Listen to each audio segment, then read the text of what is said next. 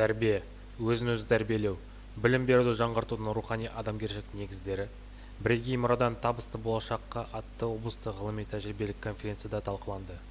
Ақтөбе біліктілікті арттыру институтының 70 жылдығына орай.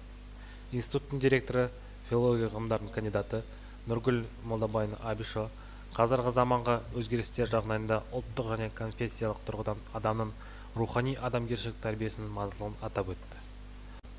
Рухани жаңғыру қоғамдық сананы жаңғырту бағдарламасы аясында конференцияға ғалымдар, тарихшылар, өлкетанушылар, біліктілікті арттыру жүйесінің ардагерлері, облыс мұғалімдері қатысып отыр. Конференция жұмысына Марат Оспанов атындағы Батыс Қазақстан мемлекеттік медициналық университет профессоры, философия ғылымдарының докторы Алтай Тайжанұлы Тайжанов, Құдайберген Жұмаев атындағы Ақтөбе өңірлік мемлекеттік университет профессоры, тарих ғылымдарының докторы Нұртаза Агишанов Абдуллаев, кафедра меңгерушісі, педагог ғылымдарының кандидаты Абай Қалпаш Дүйсенбаевтардың қатысуы шараның мазмұнына зор салмақ қосты.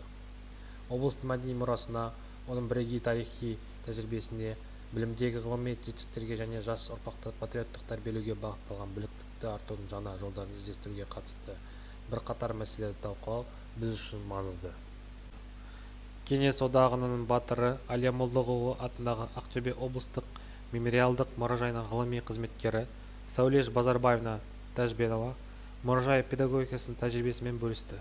Отбасы құндылықтары орталығының директоры, педагогика және психология ғылымдарының магистрі Әлия Орынғалиевна Турниязова отбасылық құндылықтарды дамыту және сақтаудың маңыздылығын атап өтті.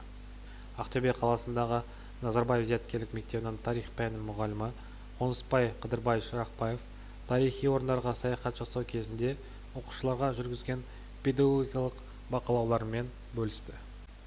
Конференцияның екінші бөлімінде 4 секция жұмыс өткізілді. Онда мұғалімдер тарихи өлкетану, біліктілікті арттыру жүйесіндегі қызметкерлердің ерекше тәжірибесі мен облыстың мәдени, ғылыми және білім беру жетістіктері сияқты бағыттардағы бірқатар тақырыптарға тоқталды. Облыстық ғылыми-тәжірибелік конференцияның қорытындысы бойынша ұсынымдар қабылданды. Материалдардың электрондық жинағы жарық көрді. Конференцияға қатысушыларға алғыс хаттар мен сертификаттар табысталды. Біз конференция жұмысына қызығушылық білдіріп, қаралып жатқан ауқымды мәселелерді шешуге белсенді қатысу және өзара қарым-қатынас үрдісіне жоғары кәсібилігін көрсеткен үшін барлық қатысушыларға шынайы алғысымызды білдіреміз.